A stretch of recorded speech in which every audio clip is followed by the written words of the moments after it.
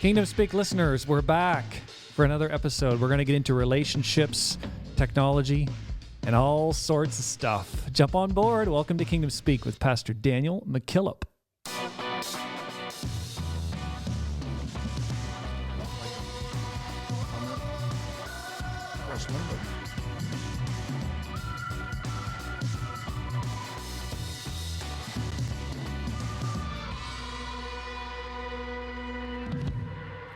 I love that bumper music. Oh, my new favorite. Brother Bill. Bill. One more shout out to Bill. Yes. Rush isn't listening to us. That's all I'm going to say. We love Rush you, Bill. Wishes he could listen to us right We now. love you, Bill. We love you, Bill. And we love our music. Thank you, everyone, for joining us. Welcome back to Kingdom Speak for another riveting episode. How are you, gentlemen, today? That's good. Glad to hear. Good. It's been a while since he's done the premiere. Yeah. This is another premiere episode. That's right. Premium content. Yep. This is why you listen to Kingdom Speak. So let's get on with premier content. 5-star review coming in on Apple Podcasts from a North Dakota. How do I say that? A North Dakotan? Mm-hmm. You got it. Wow. Never been to got it. North Dakota. You guys? Nope. Me neither. Been there. Been A through there? very cold place. North Dakota, for a Canadian, is one of the only times I've ever flown somewhere and wished I brought my coat. Every time I've flown anywhere else, it's been better than where I left. It's pretty bad. When it comes to the temperature, when I got to North Dakota, it was worse than when I left. Yeah, I've been in Manitoba, which is Great very people close. there, though. Yeah. Oh, Just yeah. brutal winters. So a North Dakotan listens to us. That's what I'm here to tell you about. 5-star Awesome. review says, refreshing and convicting. I have been so amazed at the blatant honesty of these podcasts. The willingness to tackle these hard topics without sugarcoating has been both refreshing and convicting. Thank you for taking the time to do these and for making them available to the public. Thank you very much for that. Amen. Amen. Do you remember the episode, I don't know, a couple weeks ago, where you read the review about the couple that said they were inspired to start a podcast? Yeah. And we gave them the shout out and asked them to. Yep. They sent us a message. Okay, so we know who it is now. So we know who it is. So we got to give them another shout out. All right. So this is Chris, and the podcast is the Apostolic Journal. He said, hey, you guys read my review today. The podcast is the Apostolic Journal. Go check them out. That is just really cool. Neat. Yeah. Neat.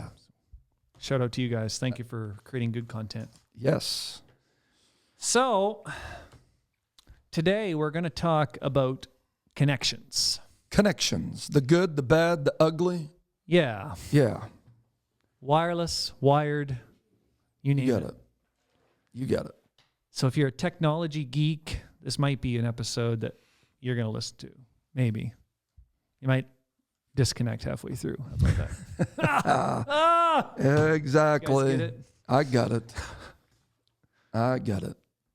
So this is a topic that I think you taught this, did you not, in a few years ago? Yeah. Local church. And it's been Yes, sir. something that we've had on the list Yes, sir. of topics to talk about for a while. So Absolutely. as it just happens, today's the day. So Today welcome. is the day. Welcome. So if you're going to be productive in life, it's all about managing relationships Mm-hmm. and balancing the art of knowing who to connect with Mm-hmm. and who you should disconnect from. Yep. That's really the crux of everything that we're going to be talking about in today's episode. So there's the Reader's Digest condensed version. Did you know Japan's in trouble? Did you know that? Does Japan listen to us?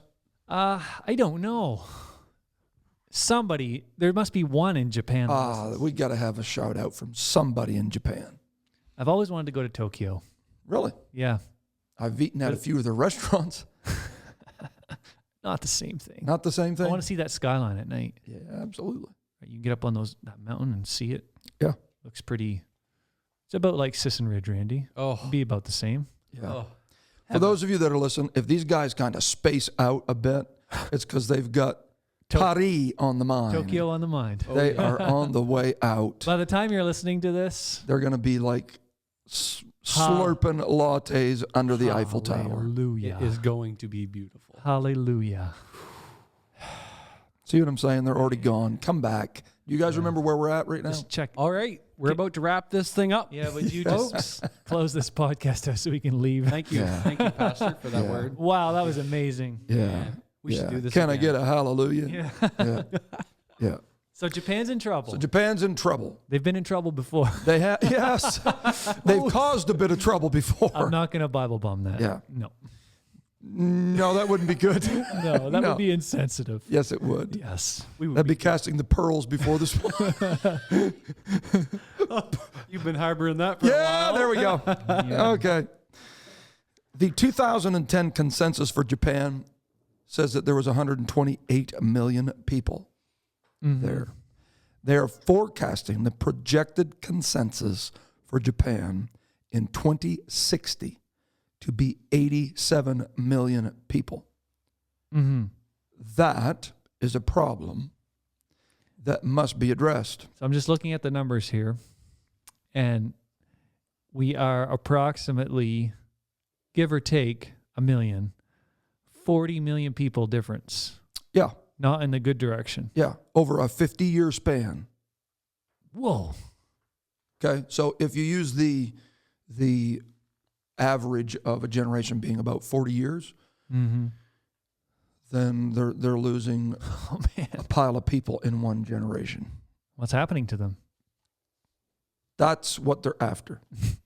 What's happening? Where are they going? Where are the people going? Yeah. Okay? So this is legit stuff. Mm-hmm. The Prime Minister, a few years ago, Mm-hmm. actually said that he would begin looking into it. Their task force and forming committees, and so they feel like infertility is part of the issue. Mm-hmm. Okay, but the greater issue is that they're discovering that there are relationship issues. Mm-hmm. One stat claims that 69% Mm-hmm. of the 25 to 29-year-old men are remaining bachelors. Mm-hmm. Okay? There is an increasing percentile of men who are okay with being bachelors. Mm-hmm. They are hesitant. They know there's economic implications. There are relationships can be sticky. Sure, responsibility. Okay? There's a responsibility associated with it. And so these men are shying away from it because of the fact that there is a way to get the pleasure out of having a relationship without committing to the relationship. And this is affecting, on a very grassroots level, the birth rate of an entire nation that is troubling them. I think we see in all cultures, I mean, the cultures that we are familiar with, obviously I was not familiar with this, but you see definitely cultures are trending towards casual relationships. Right. Without real connections. Right. Right. And how often are you hearing that, no, we're not going to have children? It's getting more and more. Okay. Yep. To the place where in a traditional familial Judeo-Christian sense of the word, a young couple get married and shortly thereafter begin having children, it's almost scoffed or scorned. Well, yeah, the Don't you know what causes that? there's a lot of things about it. So if you want 2 fancy cars and a fancy house, Right. then you trade everything else for that, right? There's that side of it too. Exactly. Based on a poor ideal of what your life is going to be. Yeah. So I want to pursue my career first. I want to get it. I want to get it established. and then maybe we will add it. And so those, okay, you've got two camps. Well, more than that, you've got those that are maintaining that traditional view that there is no higher calling for a lady than to be a mother and raise children in the fear and nurture and admonition of the Lord. But you have those that go, no, we're not even going to go there. We're just going to pursue career. We are going to be a no-child marriage. Then you have those that, and you see this, if you travel at all and you go to the Epcot Center, Disney World, whatever, and you see the 55-year-old man pushing the carriage, and it's not his grandson. Yep. Right? It's his son. And then that unlocks a whole. So I think we've got to come back to why are relationships formed, and it's impossible to have a discussion about relationships without talking about marriages. That was what God established in the book of Genesis when he created man. He created man and woman. Woman was created to be a helpmeet for man. Okay? And in a society that is driven by pleasure and what relationships can do for me, that is really counter to the reason that relationships were originated in the first place. Not that pleasure is not a part of that marital relationship, but the reason that Eve was introduced to Adam was that Adam could not fulfill the mandate that had been given to him in isolation. Okay? Yeah. God is the only entity. God is a spirit. God is not male nor female. He is the only entity that in and of himself, in isolation, without the need of any other deity or being, he can be fruitful and productive. Yeah, I was just going to say God is the creator. Yes. Right. He can create whatever he wants, whenever he wants. And he created a lot of stuff. He did. And he created you in his image. But the one thing that he didn't give you is the ability to be productive in isolation. Right. It's not good. It's not good for man to be alone. That's right. So in order for man to multiply and reproduce and replenish. I know you said this a lot, but I just had to throw this in. There's so many life principles packed into Genesis. Oh, it is. It is. We could do a podcast. It is the beginning for a reason. Right. It's amazing to read through Genesis, and then it's like almost like Proverbs, where you pack all of these principles into such a quick creation story. Right? It's amazing to read. So it is impossible for man to accomplish that purpose alone. So God gave Eve to Adam, woman to man, as a helpmeet, with absolutely no degrading tones at all. She was a tool to help Adam accomplish his calling. She wasn't a toy that was just for his pleasure. She was something that was added to Adam, who was created in the image of God, but was created with a deficit. There was a need to form relationships so that he could accomplish. Go ahead. So now we're going to have all these husbands who listen to Kingdom Speak who are going to go home tonight and call their wife a tool. You tool. You are my favorite tool. How is that going to go over? Do not do that. Pastor McGillip didn't say that, anyone. Please. Exactly. So let me ask you this, because this could easily turn into a podcast about marriage, right? Which is going to be a bit, but what about people who are listening who are, I don't know, to the point in their life where they do not longer think that they're even going to be married? So they're single and what about those people? Absolutely. I can't be productive? So until you're married, you can't be productive. Exactly. No. And I think that's very important, and thank you for highlighting that, because you don't have to be married to be productive, but you still can't be in isolation. That's you still can't be in isolation. Very good. The devil's in the details there. Exactly. Right? Yeah. So you still need other relationships to come alongside you and help you accomplish what God has purposed for you. And that is we probably should have a session on the power of those that are still single. That's one of the devil's lies, is to tell them, because I'm not married, I'm worthless, I have nothing to add. No, you still need relationships to be productive. Yeah, very key. You may not have a husband or you may not have a wife, but you need relationships. So,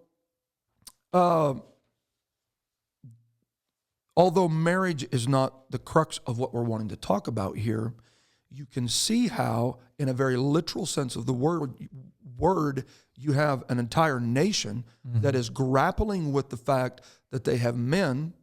I believe pornography plays into this.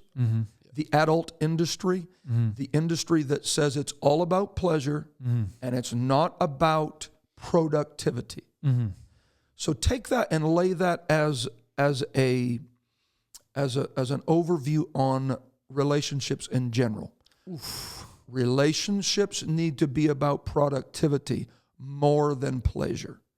When you connect with someone, if the only reason you are connecting with them is because they bring pleasure to you rather than enable you to become more productive, then those are the relationships, and it comes back to this. Who do I connect with?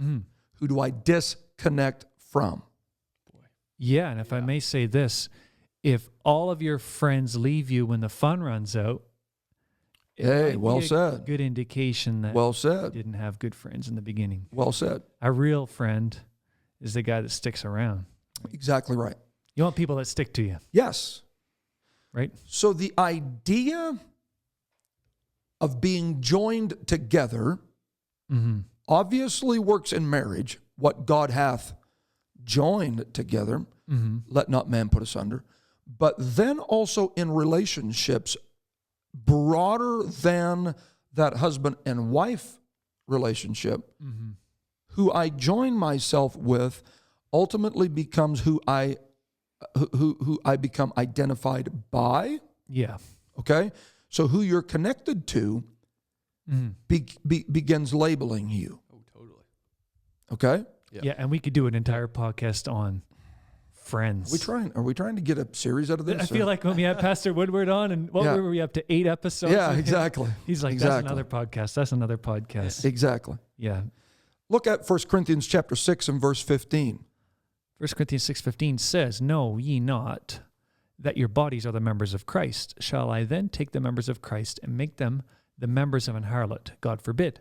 What? Know ye not that he which is joined to an harlot is one body?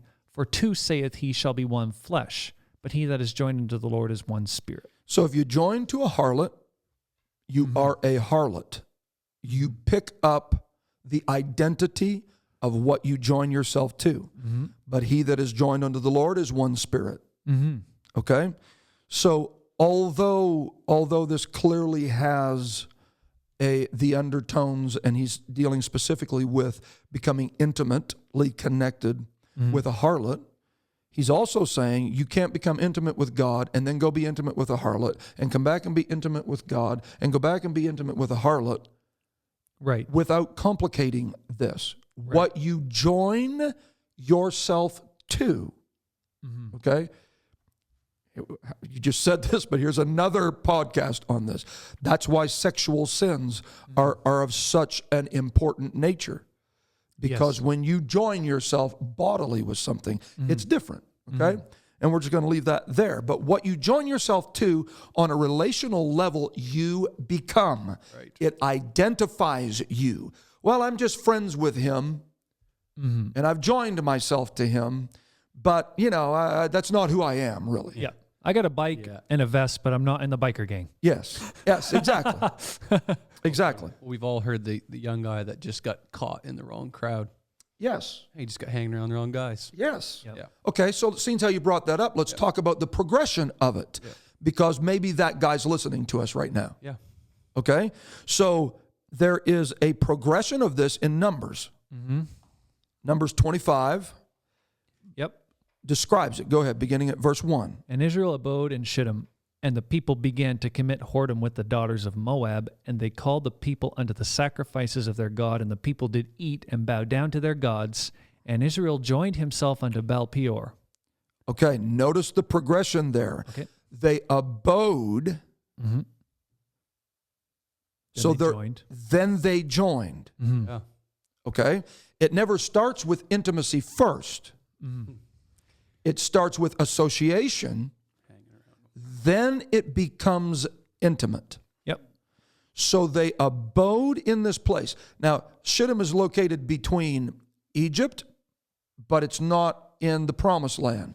So I'm not where I was, but I'm not exactly where I need to be, and I'm just kind of hanging out. Wow, that's very good. Okay? It's the land of maybe we could say it this way, casual acquaintances. And if there's anything we could highlight here, how many relationships can you have that are just casual? Mm-hmm. That's a good question. There's very little about relationships that can be just deemed casual. The needle is constantly going to be pulled one way or the other. Either they're influencing you or you're influencing them. Okay? They abode there and then they joined there. Think Lot.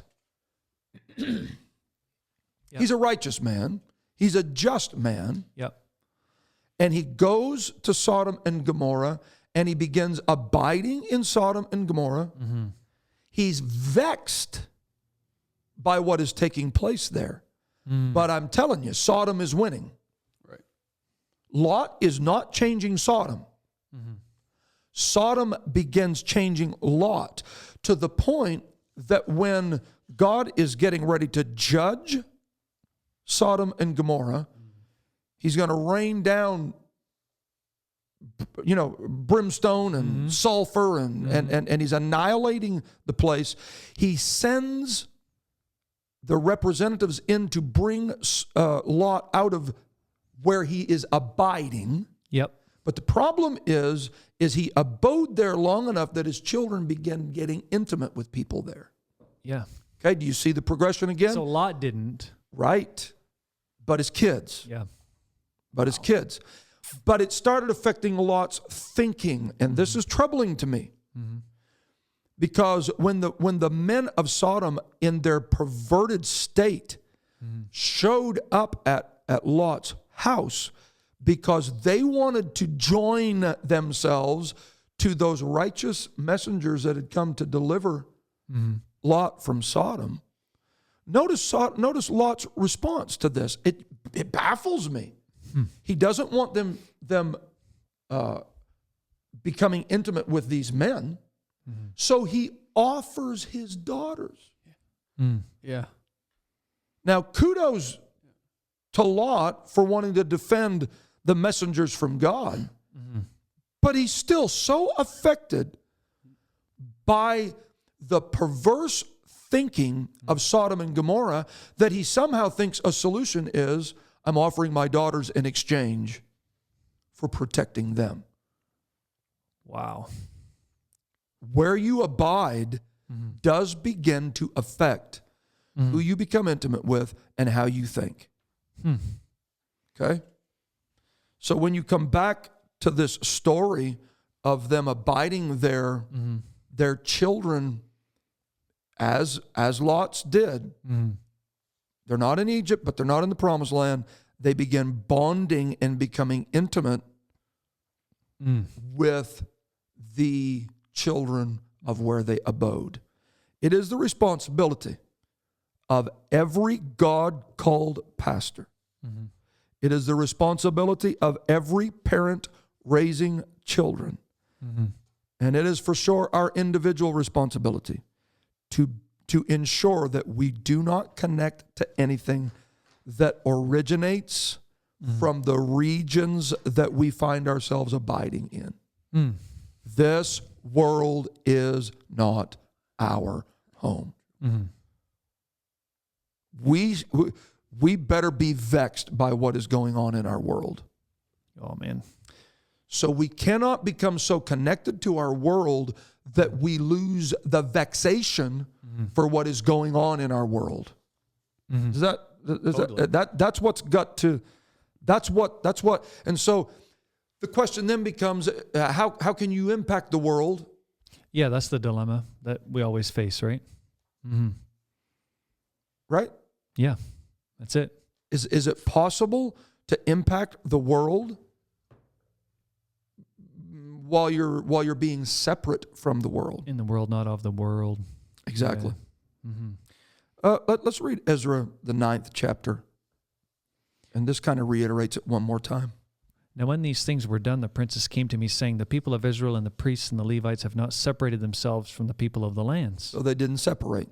Okay? doing according to their abominations, even of the Canaanites, Hittites, Perizzites, Jebusites, Ammonites, Moabites, All the Egyptians, guys. and Amorites, all the ites. Yep. For they have taken of their daughters Now for that's themselves. a mouthful right there. That's a major statement. Mm.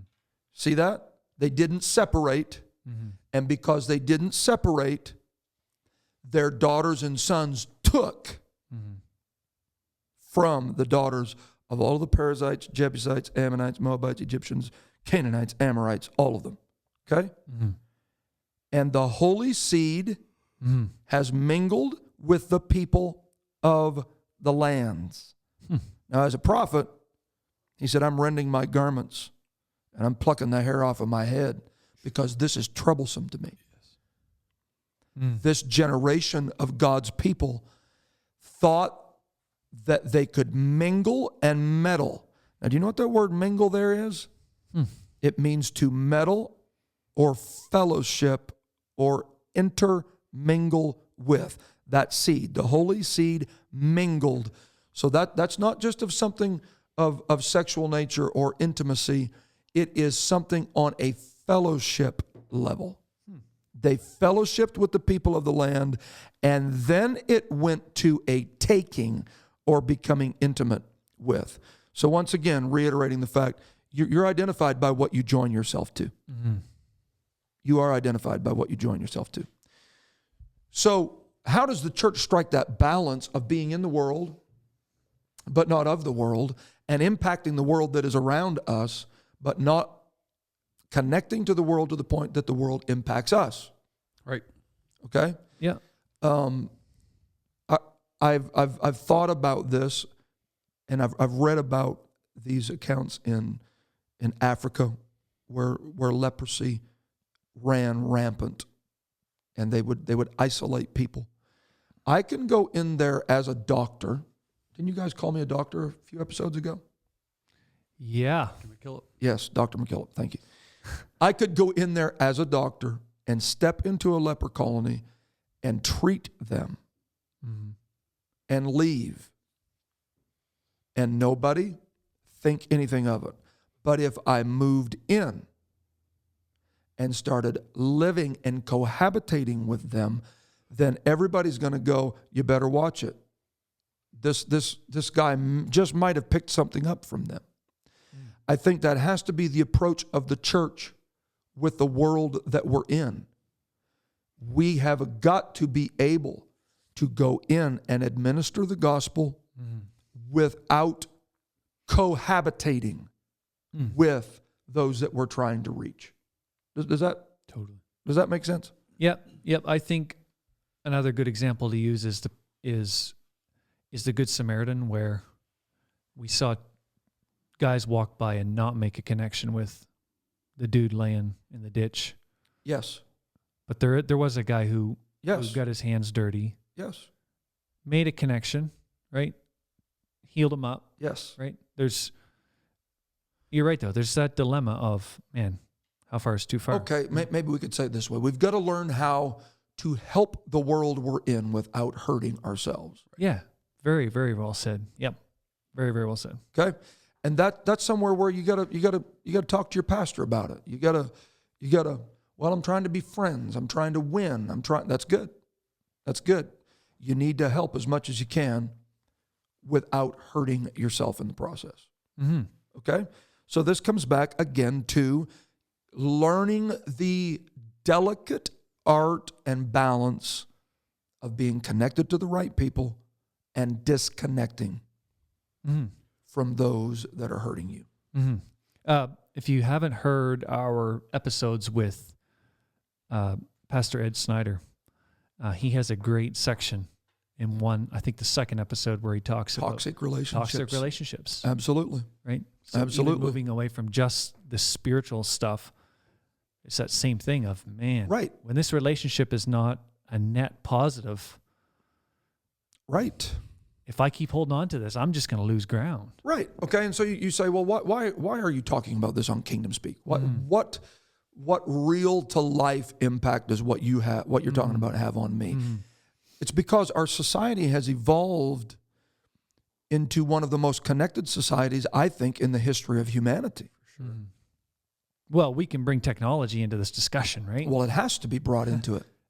Okay. We're using technology for this discussion, right? Honestly, if you roll back 100 years, you needed a certain personality type to be able to connect with people. The introverts didn't connect with people. That's right. Okay, but we're in a society now where technology does the linking for you. Totally. I can connect with you without you even seeing me. Right. Yeah. And so introverts can connect and have a network of people that in a real to life setting they wouldn't have. Yeah. Yeah. Okay. Yep. So we are raising a generation. There's a generation that is raising. Okay. So you hear the whistleblower talking about the impact of the algorithms that drive Instagram and Facebook. They're saying anybody under, 11, 13, something like that, is not permitted to have an Instagram account. Okay? And how that they drive it because they know that negative news sells. They know that negativity is what drives the social networking engine. So these 11-year-old girls up through their preteen up through the early teen years are being driven by dietary issues and the self-harming. Yeah. Promoting self-harming because they're starving themselves to death. That's not driven even by what they are trying to connect to. That's an algorithm that is connecting them. Okay? There has to be the whole discussion of bullying and the cyberbullying, the online stalking, that all of a sudden you find yourself connected to people that really you didn't even want to be connected to. Yeah. Oh, it's brutal. It's brutal. Cyberbullying in youth, it's unbelievable. If you start looking into statistics on that, even in Canada, freaky.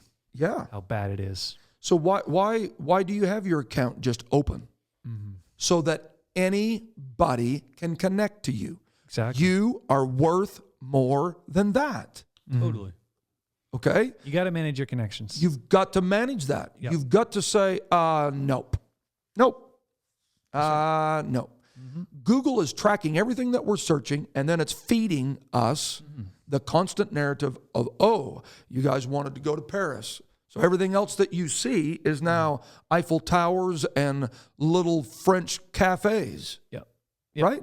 That's right. Why? Because it picked up on that and it tries to connect you with that. You have to be intentional on disconnecting, even down to like, man, one of the things that annoys me about iPhones is the notifications. You know, the more apps you get and the more notifications. Right. Like, one of the worst things I think a human can see is like if you open your iPhone and look at your mail and you get like 7,000 mail messages unread. If you are that person, stop listening right now and fix it. Go fix that problem. Fix it. Select all, mark as read. Yeah. I'm talking to your wife right now. Yes, you are. Go ahead. Let the Holy Ghost use you. Listen, if you're listening, First Lady, yes, we've got a problem. Yes. We need to fix it. You got it. Yes. Okay. You got notifications. Like it's a huge part of your phone where if you can just go through an hour without getting notifications. Yep.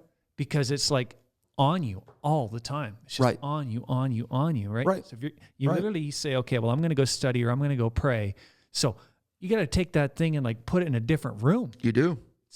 You do. You have to be intentional with it. You do. Even in your personal life. And then it comes down to measuring self-worth, okay? Mm-hmm. So I don't have as many followers as this guy. And so now I feel like... Hey, I actually somebody reached out to me last night, and I think it was $75. Got me like 10,000 followers. So really? I'm now popular. Wow. Yep. Wow. Yep. Check it out. Whoa. Man, you're worth something now. You're wearing a tie today, so there's something. Listen, I'm connected now. You are connected. So you've got a LinkedIn account. You've got Facebook, Instagram, Twitter. Oh, man. It's just nonstop, okay? It's too much. And I've got folks reaching out, So, hi, I am Bishop so-and-so from wherever, and I would like to connect with you. And I have an orphanage, and you know what? It all could be true. Mm-hmm. But your existence and my existence and the fact that we're both in the ministry doesn't even mean that we need to be connected. Right. We have got to teach our kids. We have got to learn it ourselves. Yep. We got to learn how, are you ready now, to disconnect. To disconnect. Because you used to not be able to connect if you didn't have a personality and you just couldn't reach out. Now it all happens for you organically. Your device starts going, hey, so-and-so in your contact list is on Twitter. Would you like to connect with them? No. No, I don't want to. Yeah. Right? Why are you even telling me that? Yeah. I have their number. If I need them, I will call them. And awful. It's because it's continually pushing us all together. And if we don't take the time to teach our children how to go, no, I don't need 500 plus to be on my LinkedIn profile. It doesn't matter if I'm connected to that many people. Do you want to go really controversial? All right, go for it. I'm not even gonna. It could be controversial, but we'll just mention this on the side, like everything else. But it comes down to another great question. As you know, I work in a school. How young should you have technology? Why do you need those connections when you're 10 years old? Absolutely. Honestly, because I am an adult, and the more I take breaks from it, the better I feel. Okay, so we're serious, right? But we're talking about this in the sense of you need to know how to manage it. Yes, right. And you actually think a 9-year-old knows how to do that? I know that is controversial. Yeah. Okay, but can we talk about it? No, I'm going to talk about it. I've got a 14-year-old son that doesn't have a device. Yeah. Okay. I'm not here to set the standard for everybody else. No. All I'm telling you is he is still learning how to manage other things in his life. Yeah. So true. Not to say he doesn't know how to run an iPad or dial a number Clearly on an knows. iPhone. Right? He clearly knows. So you can allow him to use it and experience it and take pictures and videos and Absolutely. But you at this point are disconnecting him from it, right? Because I feel that this generation is going to, if they don't know and if they don't learn the art of being able to say, no, I don't want to connect with you. Yeah.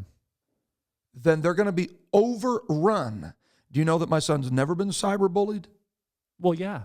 That's 100% Never. Guarantee you won't I've be never had cyberbullied. to reprogram how he thinks about something that he discovered. Okay? I'm not naive. I know that the threshold for exposure to pornography is like 11 or 12 years of age. Oh, yeah, for sure. Do you not think that maybe devices play into this? And again, this is just to kind of throw out a bit of a prod that goes, maybe we should just. Though, what they're saying right now, listening to us, if they haven't shut us off by now, is, well, you guys are just old curmudgeons. You guys are just count me in, ranting against technology. I mean, we probably use more technology than most people. Yeah. I think it's fair to say. Yeah. But I feel that way. Like, there's the more I'm off it, I just feel better. It's nice to sit with people and talk and have a coffee. And Absolutely. Because if not, you get so much into this that we've done that with the school. Then the people around. Right. They've lost the ability to do this. at a table, looking at each other in the eye, and just communicating. Yeah. Now that relationship is worth investing in. Yeah. Okay? Yeah. That relationship is worth $10,075 followers. Yep. When's the last time you just went and had coffee with somebody? But, okay, this is where you see it. You see it revealed in the immaturity, and I'm as guilty as any, okay? So I'm not just speaking down to a younger generation, because it can get a hold of us, and it is immature. Yes. Where I've got to say, I'm not going to have my device at the supper table. Yep. You as a grown man. As a grown man. Yeah. Do you think a 9-year-old has that? Okay. And so your 9-year-old has it and you're monitoring the device. Kudos to you. That's fine. That's great. That's great. Awesome. Okay. Yeah. You need to. That's basically what we're saying. You need to.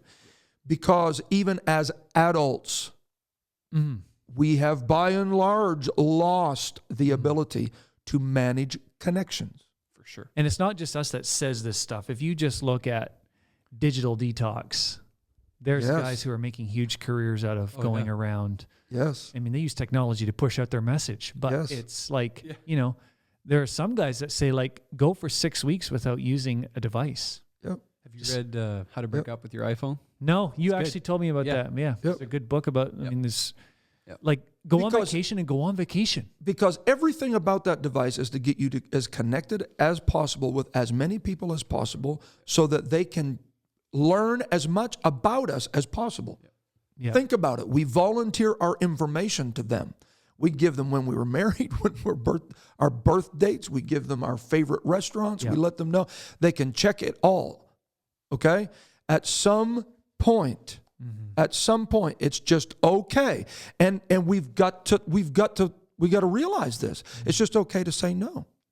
Yeah. Just get off it for a while. Have you ever gone into a store of late and they say, can we have your email address? And you go, no.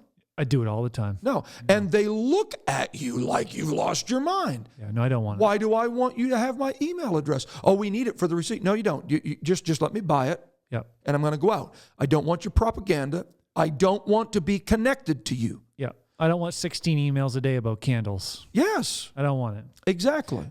I don't want it. But we've got to learn to go, it's okay. It's okay to not be connected to you. And I don't need to be shamed into it or guilted into it. No. That being said, have you gone to Kingdom Speak and signed up?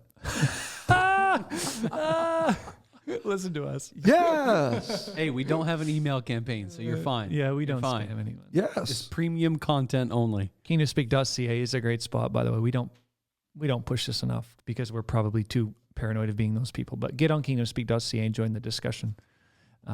It's a safe spot to ask questions and buy great coffee cups. There you go. KingdomSpeak.ca. That was Oh yeah. Man, it's where we're at, right? We're living in this in the next 25 years. Maybe there'll be a revolution where everything just goes off the grid. Well, there's interesting statistics that point to Facebook losing its grasp on some of the younger, the younger generation that's coming up. Here is something that we need to throw out just for consideration. As a parent with a child that has a device that has social networking, do you know who your kids are connected to? Okay? So coming back to what we talked about at the beginning, what you join yourself to identifies you. Okay? So I can remember my parents being really cautious about it, even allowing me to go to gospel concerts when I was a kid. Okay? You can say they're old fogies. You can say whatever you want to say. If you really want to date yourself, start talking about your technology when you lived at home. Oh, man. Oh, man. People are going to learn some stuff at this time. Yeah, exactly. Yes. Okay? So they would let me go. Yeah. To the odd concert. Okay? But they were very cautious about it. But one thing I was never permitted to do is go buy the banners and the posters All right. and bring them home and plaster my bedroom. Mm-hmm. Okay? Again, I'm not incriminating anybody else. I'm telling you what I was not allowed to do. Sure. They did not want me idolizing anything that was not apostolic. Well, they were conscious about your connections. Yeah. Okay? Sure. I get it. So Luke 15 talks about the prodigal son having to leave the house and joining himself with a citizen of that country. Yeah. So he could not, you ready now? He could not join himself to the citizen of that country in the father's house. He had to leave the father's house to join himself to that citizen. The peril of the day that we're in is that it's possible for our children to join themselves to the citizens of the country that we're in while they're still in the bedroom at the father's house. Yeah. Okay? Yeah. I, as a teenager, growing up, I can tell you where I was first exposed to pornography. And I was working a weekend job. Okay? So I could not join myself to that at home. I knew that when I went to work, I was going to have my guard up. I had to have that firewall of protection, if you will. But I also knew that when I left that job site on Saturday night and went back to my home, I was home free. I didn't have to fight that. Do you know that this generation can now join themselves while they're still in the father's house? Yeah. Wow. And become one with the citizens of this country. Boy, So, you're being hard on parents right now, Pastor. So, oh, we're going double down. Here we go. Now I can follow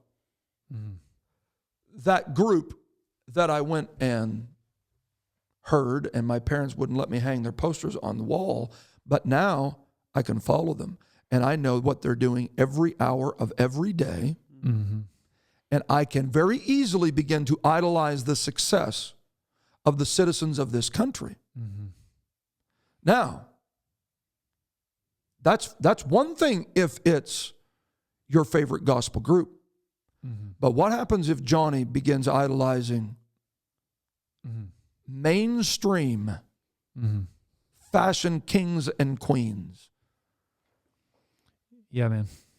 You wonder why they have poor body images, poor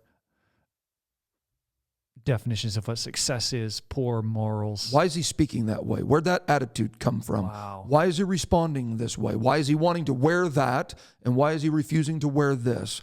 Why is she all of a sudden obsessed about her weight? Why all of a sudden is he struggling with his mental health? Why is he depressed? Why?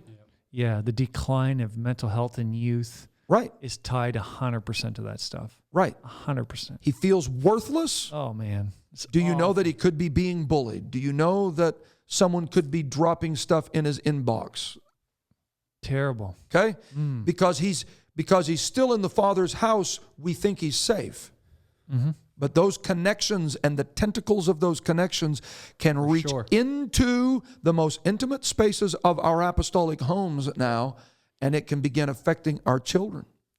Yep. Okay? Yep. Do you know that you need to have some house rules? Yeah, like you said earlier. So, you need some house rules. So for children, yes. And then for you as an adult, you need rules.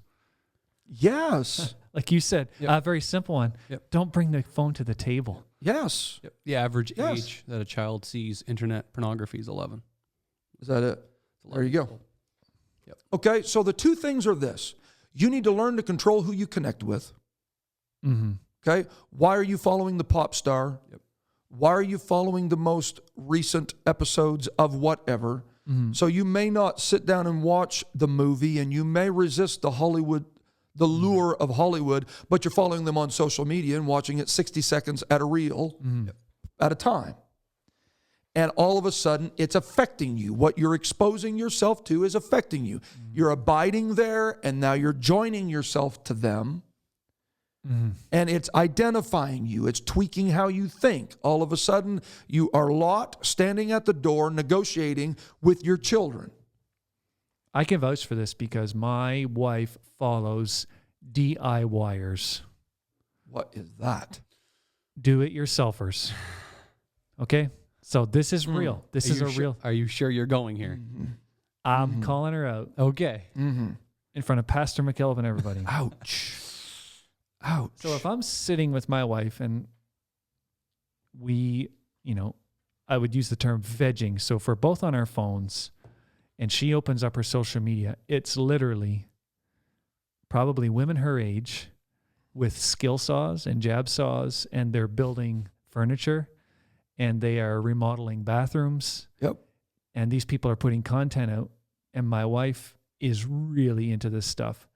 And guess what? It affects her because guess what? I go home and the bathroom is painted and she's put There's a saw on the kitchen table. Legit. She goes to a yard sale and buys a chair and rips it apart and redoes it. And Right. Very less concerning than the stuff we're talking about, but what you are into, What you consume. Yeah. and what you consume Reveals itself. is your life. And Okay, that's so just, that leads to the second thing. First of all, you got to monitor what you're connecting to. Okay, and you've got to be able to hone in on the skill set of disconnecting from what it is. I'm just telling you, if there's a young person listening to us, that there is some idiot, and I used that word intentionally, that is stalking you online, you do have the right to block that person. exactly. You need to get rid of them. Okay? Don't let them shame you into sharing indecent photos, and don't let them guilt you into why are you blocking me on Facebook and why. Okay? We've got to teach our children.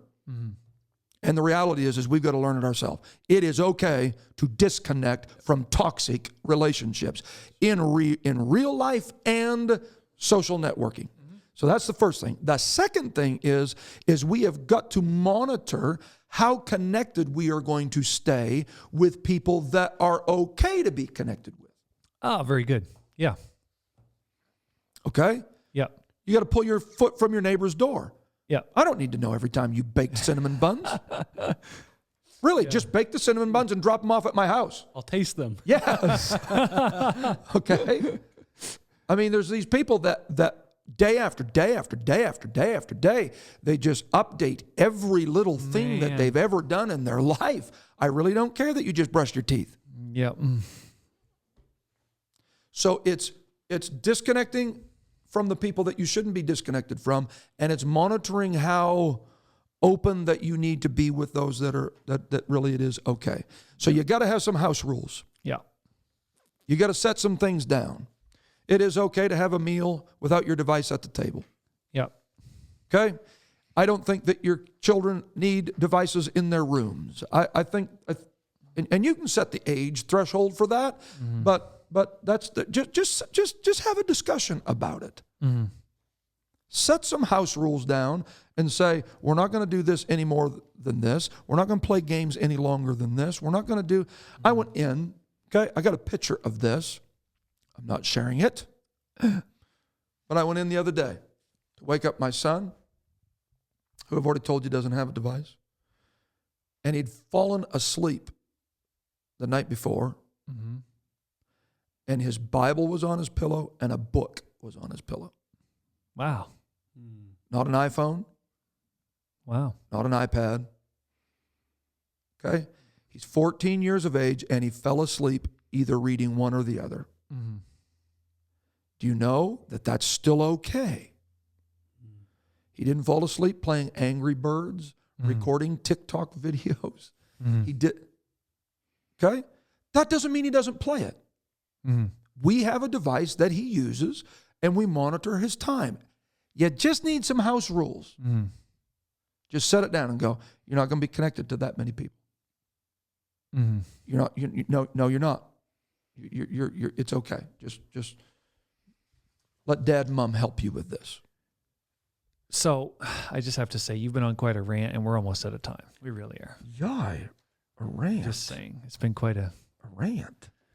Can I ask you this about this whole discussion? How do you think the whole social media and connection thing works into the world of Pentecost and church world? And, I know we've touched on this before in other episodes, but, worrying about what other churches do, or you even have talked about pastors and how you share content, and you're very cognizant of that. Right. Even with this platform here. Yeah. So there's saints from numerous churches that listen to this. Yeah. You need to have this discussion with your pastor. That's why you will hear me say, I'm not trying to be the pastor for the world. I'm not trying to be your pastor. But there's an ethical approach to this, where as you travel, people connect with you from other churches, follow you. Right. Yeah. And I think that brings up there's boundaries. There's boundaries that don't need to be crossed. Okay? So I think that social media is a tool. Clearly we use it. I think it's a tool. But let's come back to what we said at the beginning. If it's only pleasure that you're using to bring all of these relationships together, then that is not a justifiable reason for forming the relationship. It needs to add something to you. It needs to be a tool. Relationships need to aid you in accomplishing what God has purposed for you to become. Okay? Yep. So I believe social media platforms can be a tool. Networking can be a tool. We've seen it. It's an awesome way to get prayer requests out. It's an awesome way to raise attention about needs, to present vision, to cast vision, missionaries, etc. It's an incredible tool. But there's also a danger in it. Let me throw this out as a potential danger for the world of Pentecost, if you will. Here's a good rule of thumb. It alarms me what some people like. You do know that people can see that. See what you like. Why did they like that? That is an immodest picture. That is something that is clearly not wholesome material, and they liked it. You do know that when you like something, that is your approval. You're putting your approval on it. I think these are some of the rules that you need to put around yourself with a relationship. If I cannot like it, if I cannot approve of it, then maybe I should distance myself from it. So back to your question, I think it can be a tool, but I think it also can be a detriment. And so we've got to make sure. Let me give this example. Maybe we can kind of wrap up my rant, as you've said. Oh, that's great. With this. Relationships are not always formed for the right reason. Okay? Herod and Pilate formed a relationship because they had a common enemy. Very true. Politically, they would never have been together. Oh, right? They were at each other's throats. Yeah, up until that point. Okay? But the moment they had a common enemy was a moment that they formed that relationship that ultimately led to Jesus being crucified. Yeah, the enemy of my enemy is my friend. Totally. Yeah. Why are you forming that relationship? If you're forming that relationship only because you hate the same thing, or you dislike the same individual, then maybe that relationship is one that you need to cut off. You need to form relationships that are around that common element of, this is who God said I am. If you have to camouflage that you're apostolic for this relationship to work, then it's a good key that maybe you should walk away from that relationship. Maybe you should just disconnect from that. Okay? And somewhere throughout this process, and I hope this has bled through in what we've said over the last few moments, the healthy relationships can be preserved because of the disconnecting from the unhealthy relationships. If there's a toxic relationship in your life, disconnect from it. Whether in reality or something that is a digital connection. We need to learn this art, this balance, and I think we prayerfully have got to approach it. We need to be, I believe it was Justus, that it's said in the book of Acts, maybe the 18th chapter, that had joined his house fast to the synagogue. Yeah. Okay? That's a network and a relationship that from that relationship, all other relationships either exist or cease based on whether or not they're okay with that. If you got a problem with the fact that I am fastly connected to this apostolic truth and to this apostolic message, then I'm sorry. What fellowship hath light with darkness? What fellowship hath righteousness with unrighteousness? I am not compromising my relationship with the church and with the Word of God and with the people of God to just be able to pick up a few other relationships in another arena. And so I think the takeaway from all of this needs to be, you don't need to be guilted into keeping toxic relationships alive. And for sure, if it's online, disconnect from it. Every once in a while, just take a break. Every once in a while, just say, I'm just going to focus on the people in my life that really matter. And keep listening to King to Speak. Just don't disconnect from them. That's right.